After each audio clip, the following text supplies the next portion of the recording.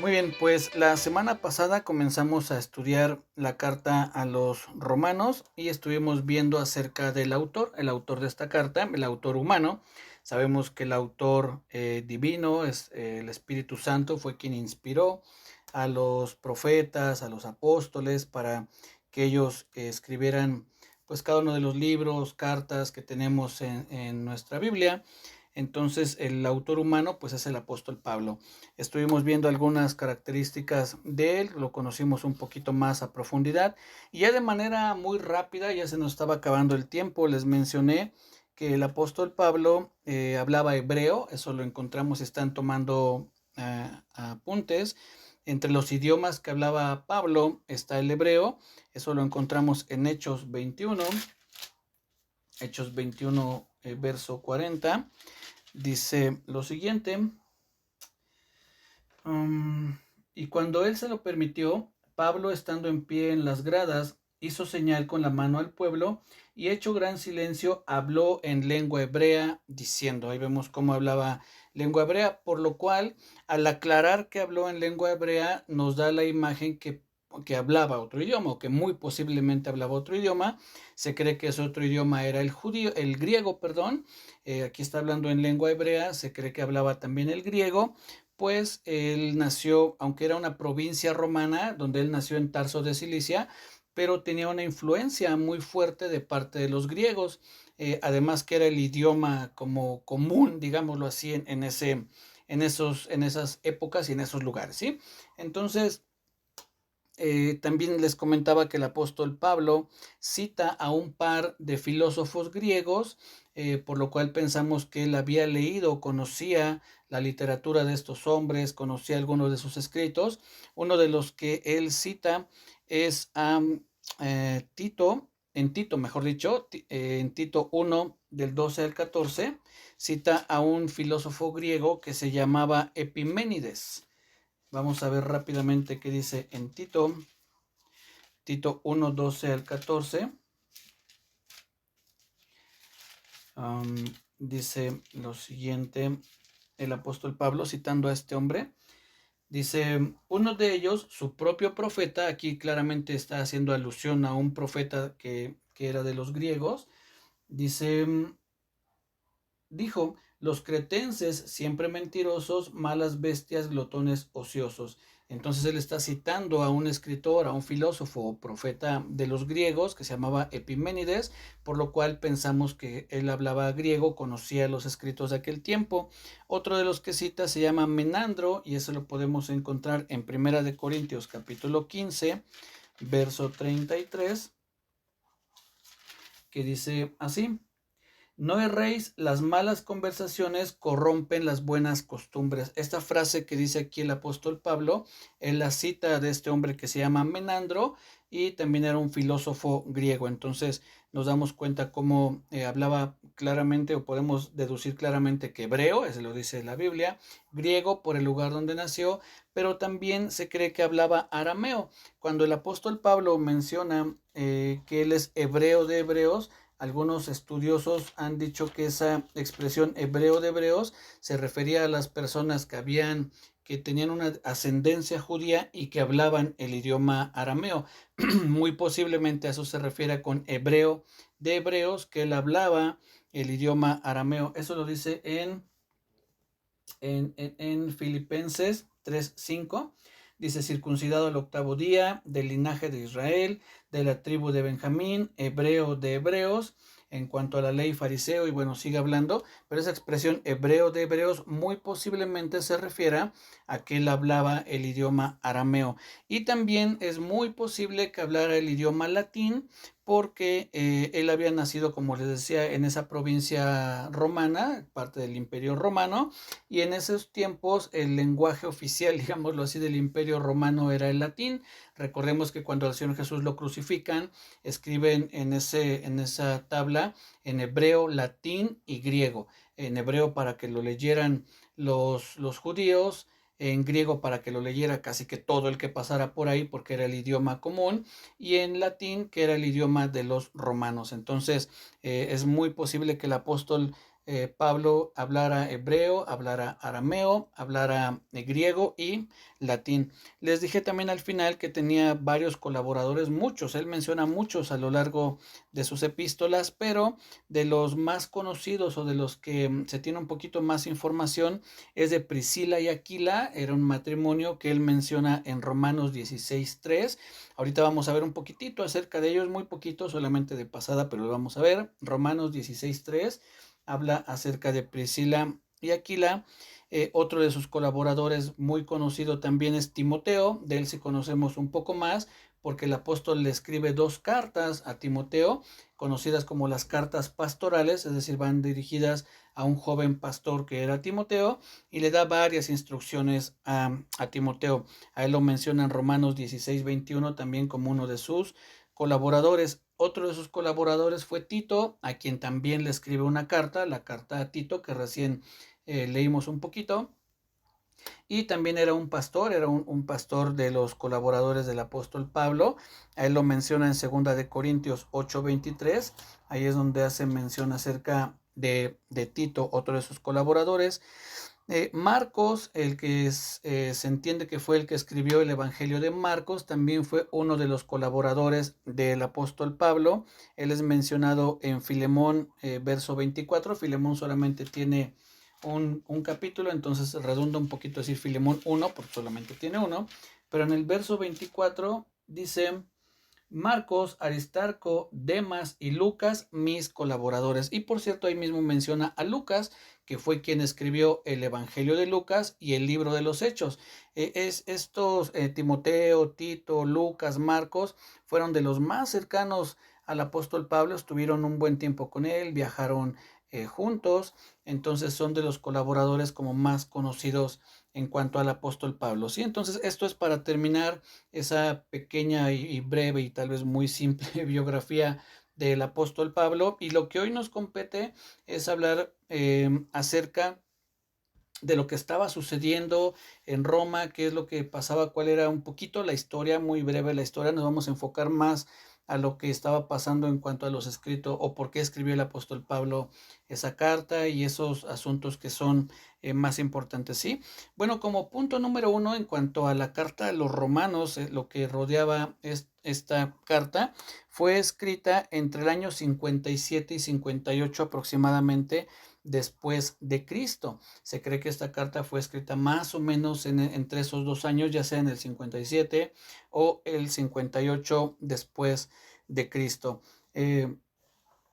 La carta fue escrita muy posiblemente en Corinto. La fecha fue entre el 57 y 58 y el lugar es muy posible que haya sido en Corinto, en el tercer viaje misionero que hizo el apóstol Pablo. Recordemos que la Biblia nos menciona 3 viajes misioneros y es muy posible que esta carta se haya escrito en el tercer viaje misionero del apóstol Pablo. ¿Por qué se cree? Ahorita vamos a ver la fecha, vamos a ver unos datos que nos van a dar luz en cuanto a la posible fecha de escritura, pero ahorita vamos a ver el lugar, es decir, en Corinto. ¿Por qué se piensa que fue en Corinto? Bueno, por lo siguiente, en Romanos 16, si me acompañan a Romanos 16, vamos a ver un par de datos que nos señalan que el apóstol Pablo es muy posible que estuviera en Corinto y que ahí haya escrito esta carta que fue enviada a la iglesia en Roma. Romanos 16, 1 y 2 dice lo siguiente: Os recomiendo además nuestra hermana Febe, la cual es diaconisa de la iglesia en Cencrea. Este lugar, Cencrea, era aquí apunté porque se me olvidaba un barrio, se me olvidaba esa expresión, era un barrio de Corinto. Entonces, esta hermana Febe, por quien, por cierto, ahorita todavía no lo apunten, vamos a apuntarlo en una sección aparte, pero todo parece indicar que esta carta a los romanos fue enviada con esta hermana Febe. Dice: os recomiendo además nuestra hermana Febe, la cual es diaconisa de la iglesia en Cencrea, que la recibáis en el Señor como es digno de los santos y que la ayudéis en cualquier cosa en que necesite de vosotros, porque ella ha ayudado a muchos y a mí mismo. Entonces todo parece indicar que esta carta la llevaba esta hermana que se llama Febe, diaconisa de la iglesia en Cencrea, y Cencrea era un barrio de Corinto.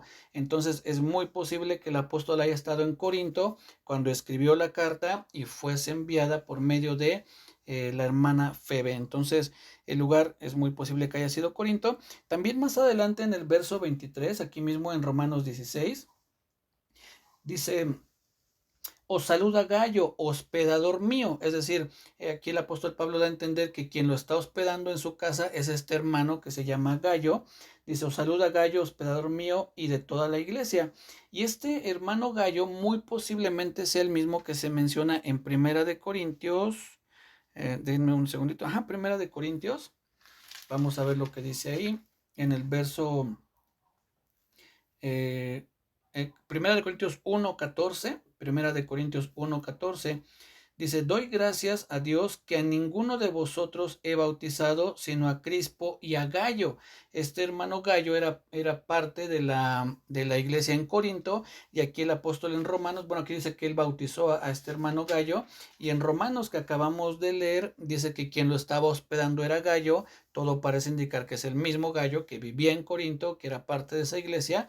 Entonces eso nos indica que la carta habría sido escrita en Corinto y de ahí enviada a Roma por medio de la hermana Febe, que era, como ya les dije, diaconisa de la iglesia en Cencrea. Entonces ya vimos cuál fue la fecha, el lugar, todo parece indicar que fue en Corinto y que fue enviada por la hermana Febe, esta diaconisa en Cencrea, que era un barrio de Corinto. Entonces qué interesante que todo parece indicar que fue enviada por medio de esta hermana, una sierva, ¿no?, del Señor.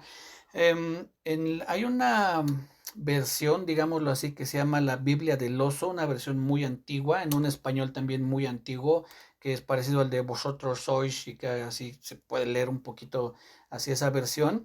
Prácticamente en todas las cartas aparece hasta abajo, al final de la carta, aparece una nota donde menciona, por ejemplo, esta carta fue escrita en tal lugar y enviada por tal persona. Lo mismo en la de Primera de Corintios, en Gálatas, en Efesios. Si no mal recuerdo, en todas las cartas, desde Romanos hasta, hasta Filemón. Hasta Filemón aparece ahí de dónde se escribió y por medio de quién fue enviada. Cabe mencionar que esas notas no podemos asegurar que sean inspiradas o que hayan sido parte de los escritos originales, pero muy posiblemente sí hayan sido una tradición que se transmitió de los primeros, o el primer siglo, que fue cuando se escribió el primer siglo de la iglesia, que fue cuando se escribió estas cartas. Entonces nos dan alguna información. Es la Biblia del Oso, y ahí al final de la carta de los Romanos, ahí aparece que fue escrita en Corinto y enviada por medio de la hermana Febe. Entonces es un dato interesante, ¿sí? Lo segundo que vamos a ver es, lo tercero, mejor dicho, ya vimos la fecha, el lugar, por medio de quién fue enviada. Lo cuarto que vamos a ver es quiénes eran los miembros en Roma, quiénes eran la membresía de la iglesia en Roma. No hay como una seguridad, es decir, un dato 100% confiable en cómo empezó esta iglesia, quiénes fueron los primeros hermanos, digamos, que comenzaron la iglesia en Roma, pero todo parece indicar que fueron judíos que estuvieron presentes el día de Pentecostés. Recordemos que cuando el apóstol Pedro, más bien cuando se da el Pentecostés y el apóstol Pedro va a comenzar a predicar, poco antes los que estaban ahí en ese lugar, que habían ido a Jerusalén, les voy a leer de dónde eran los lugares que mencionan estos hombres. Dice en Hechos capítulo 2, a partir del verso 8, dice: ¿cómo pues les oímos nosotros hablar cada uno en nuestra lengua en la que hemos nacido? Estas personas que están hablando eran judíos, pero que habían nacido en alguna provincia romana, muy parecido a la situación del apóstol Pablo, de padres judíos, pero nacidos en alguna provincia romana. Y vean los lugares que va a mencionar. Dice: partos, medos, elamitas, y los que habitamos en Mesopotamia, en Judea, en Capadocia, en el Ponto era una provincia también romana, en Frigia, Panfilia, en Egipto y en las regiones de África más allá de Cirene, y romanos aquí residentes, tanto judíos como prosélitos cretenses y árabes, los oímos hablar en nuestras lenguas las maravillas de Dios. Entonces ahí había hermanos, o más bien había judíos que habían venido de provincias romanas o incluso de Roma, y se cree que al regresar ellos habían ido a Jerusalén para festejar justamente el Pentecostés, la Pascua y todas esas fiestas que había, y esperaban que al terminar las celebraciones regresaran a sus diferentes lugares, entre ellos Roma, y muy posiblemente estos hermanos que estuvieron presentes en Pentecostés, que oyeron la predicación del apóstol Pedro, 3,000 personas se convierten, es muy posible que ellos al regresar a Roma hayan comenzado una iglesia. Entonces les decía, no es como que un dato 100% seguro, pero es muy posible que haya sucedido así, que hayan sido estos hermanos. Un pequeño paréntesis, en ningún momento, en ninguna carta, y mucho menos en la carta a los romanos, se hace alusión a que haya sido Pedro, como cuenta la tradición, que haya sido la tradición católica. Ellos dicen que el fundador de la iglesia en Roma fue Pedro, y de ahí vienen los papas y lo que ya más o menos conocemos, pero no hay algún indicio en la escritura que haya sido Pedro quien fundó esa iglesia. Si es que hubiese sido el caso, era muy posible, o debió haber sido muy posible, que el apóstol Pablo, al escribirles a los romanos, hiciera alusión al apóstol Pedro. Por ejemplo, salúdenme a Pedro o algo así, siendo pues un apóstol, es decir, alguien en este sentido, sin que se malinterprete, alguien importante, ¿no? Es decir, no estoy queriendo exaltar o hacer algo del apóstol Pedro, pero ciertamente fue un hombre importante dentro de la iglesia, sobre todo de la iglesia primitiva. Pero el apóstol Pablo, en su escrito, en su carta a los romanos, no menciona a Pedro. Entonces no hay nada que indique que fue él quien estableció esa iglesia. Y curiosamente el apóstol Pablo ni siquiera había ido a esa iglesia, sino que les escribe antes de conocer a los hermanos de ahí. Conocía a algunos porque al final de Romanos menciona: salúdenme a fulano, salúdenme a sutano. Es decir, él sabía quiénes eran algunos de los miembros de esa iglesia, pero él no había ido, perdón, a ese lugar. Sí, entonces es muy posible que esa iglesia la comenzaran judíos, y aquí hay una situación por lo que después se va a ir desarrollando la carta, que es en los propósitos que vamos a ver en un momento, pero al establecerla judíos principalmente y después irse agregando algunos gentiles, es decir, personas que ya no eran del pueblo judío, sino posiblemente romanos y de algunas otras regiones de por ahí. Entonces los judíos todavía traían ciertas tradiciones, querían sí creer en el Señor Jesucristo, pero además cumplir algunas ceremonias de que Moisés había instruido en el pueblo. Entonces eso provocó ahí un choque. Hubo una situación muy peculiar por la cual se dio todavía con más fuerza esta combinación entre el judaísmo y el cristianismo. ¿Cuál fue esa situación? Que en el año 50 aproximadamente después de Cristo, los judíos son expulsados de Roma. Eso lo dice en Hechos 18, que leímos hace un poquito. Pero el emperador Claudio expulsa a los judíos que estaban en Roma, los manda de regreso a Israel, y entonces la iglesia, que entendemos ya estaba formada ahí en Roma, se queda únicamente con gentiles. Todos los judíos, cristianos o no, pero entre todos los que expulsaron iban cristianos. Entonces la iglesia en Roma solamente se queda con gentiles. Algún historiador dice que Claudio, el emperador Claudio, expulsó a los judíos por algunas controversias acerca de un tal Crestus, pero se cree que hubo un error en la escritura, y que realmente a quien se refería era por controversias de un tal Cristo. Parece indicar que las diferencias que tenían los judíos entre sí mismos y además con los gentiles provocaba ciertos alborotos, y lo que hizo el emperador Claudio es, para librarse de esas controversias, fue sacar a todos los judíos de Roma y mandarlos de regreso a Israel. Pero bueno, lo que sí es que habla de un tal Crestus, que es muy posible que haya habido un error en la escritura y se refiriera a Christus, que es la forma en que se le menciona en latín al Señor Jesucristo, ¿sí? Entonces son expulsados en el 49, 50, por ahí así.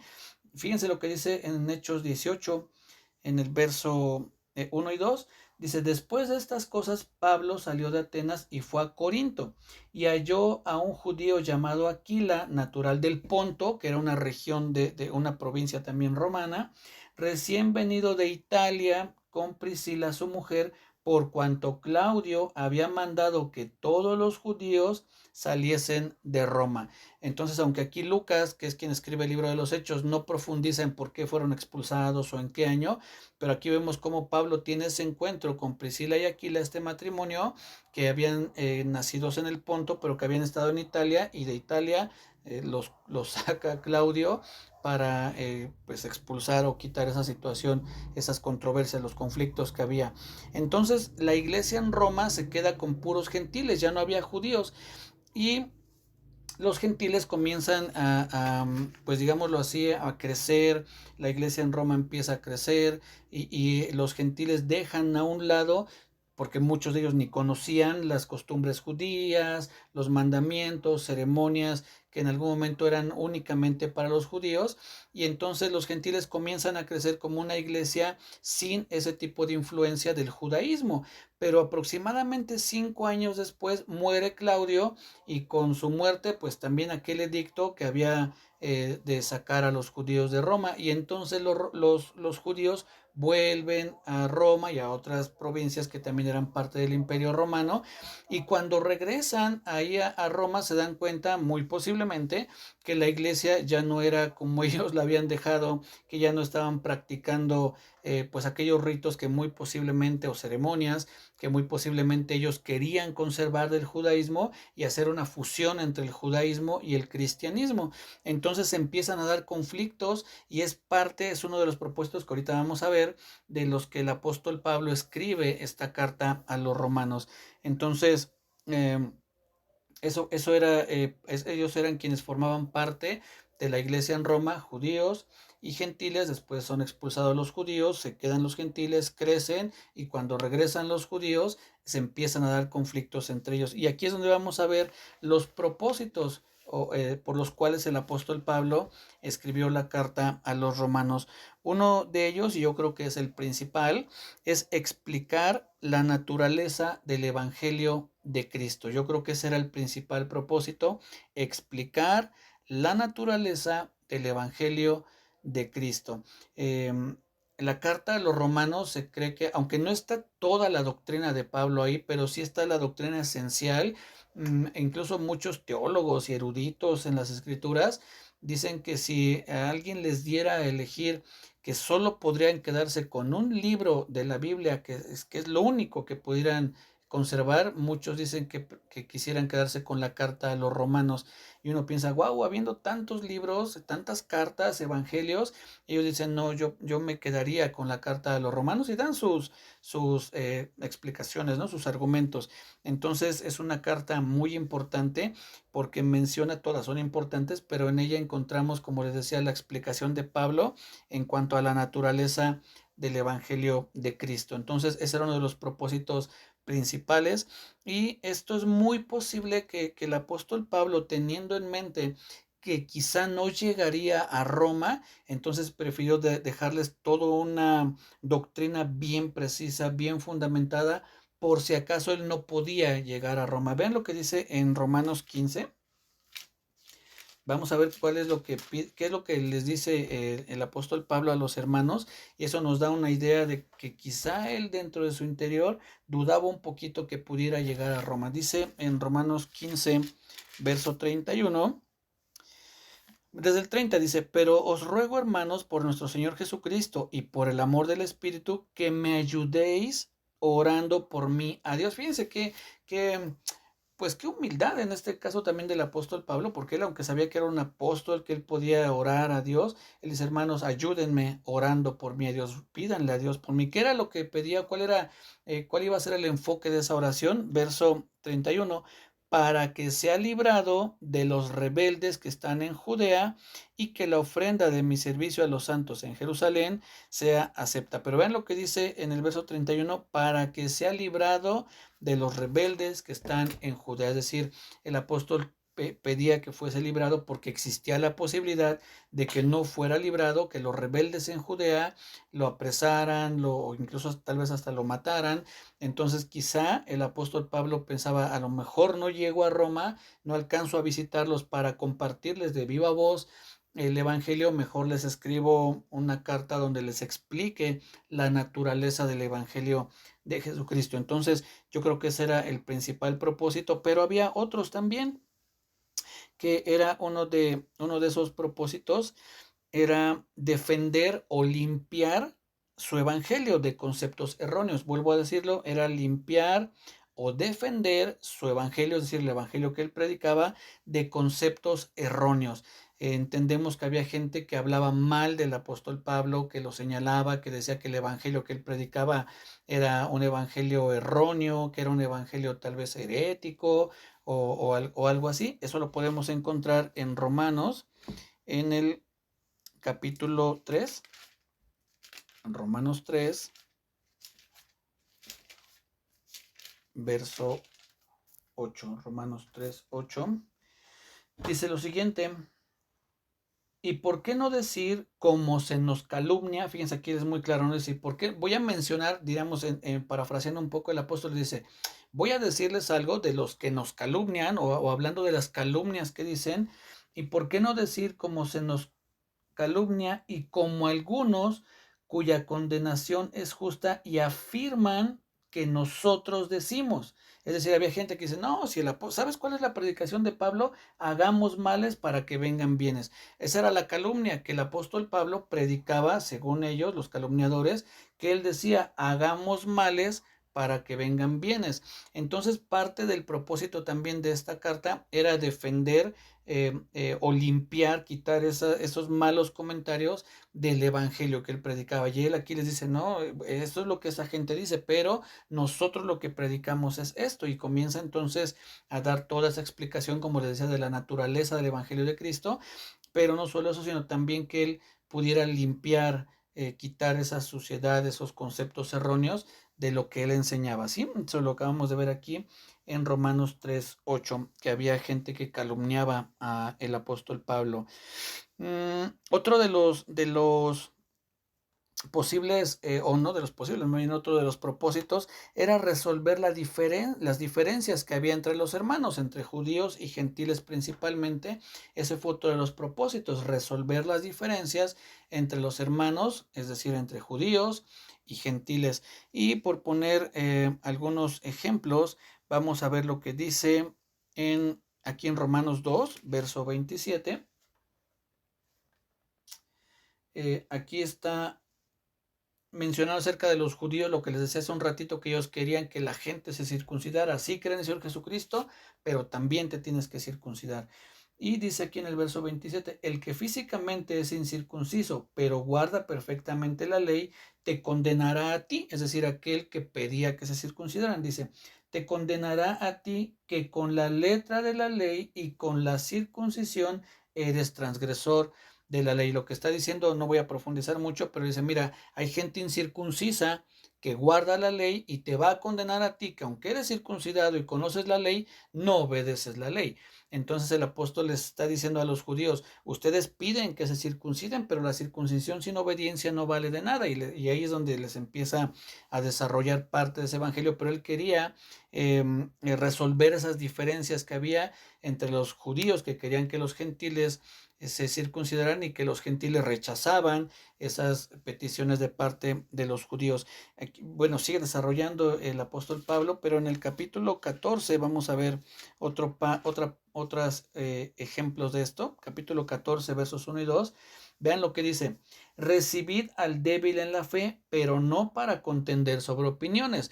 ¿Qué es lo que podemos pensar que pasaba? Que recibían a hermanos débiles, pero para contender, a ver, pásale, ¿qué es lo que decías que no se puede hacer? No, pues es que, y había entonces esas discusiones, porque uno cree que se ha de comer de todo, otro que es débil come legumbres, el que come no menosprecia al que no come y el que no come no juzga al que come porque Dios le ha recibido. Entonces vemos cómo está el apóstol Pablo diciéndoles, bueno, es que ¿por qué juzgan si él come? Pues que él coma, y si él no come, bueno, pues que él no coma, pero no lo juzguen. Está tratando de resolver esas diferencias. Y hay más ejemplos, versos 5 y 6, por mencionar otro, dice, uno hace diferencia entre día y día, otro juzga iguales todos los días, cada uno esté plenamente convencido en su propia mente. Algunos dicen, no, es que el día que se tiene que guardar es el sábado, y otros dicen, no, ya el sábado no lo tenemos que guardar, eso ya había ese tipo de discusiones.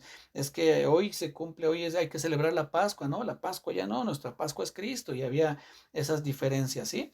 Entonces, ese es otro de los propósitos, el de resolver esas diferencias. Y por último, el último propósito de los que apunté aquí, puede que encontremos otros más o podamos sacar subtemas, pero estos creo que son los que englobarían toda la carta. Uno de ellos, como les decía al principio, es explicar la naturaleza del Evangelio de Cristo. El otro era limpiar o defender su ministerio, también resolver las diferencias entre los hermanos. Y el cuarto propósito era que el apóstol Pablo quería o buscaba la ayuda de los romanos para poder viajar a España. Él tenía dentro de sus planes ir a Roma y de ahí ir a España. Eso lo vamos a encontrar en Romanos 15. ¿Cómo podemos resumir esto? Que el apóstol Pablo, uno de los propósitos era buscar ayuda para ir a España. Romanos 15, versos 22 al 24, dice lo siguiente.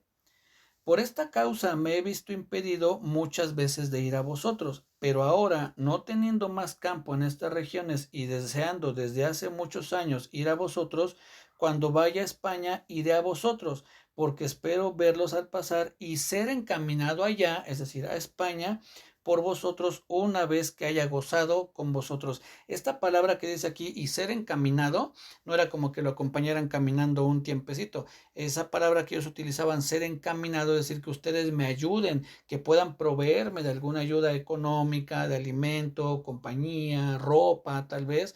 A eso se referían con decir y ser encaminado allá por ellos. Entonces, el apóstol, parte del propósito de escribir esta carta es avisarles que va a ir y que espera que ellos lo puedan ayudar o apoyar en su viaje hacia España. Y después en el verso aquí mismo en el capítulo 16, pero en los versos 30 y 33 dice lo siguiente.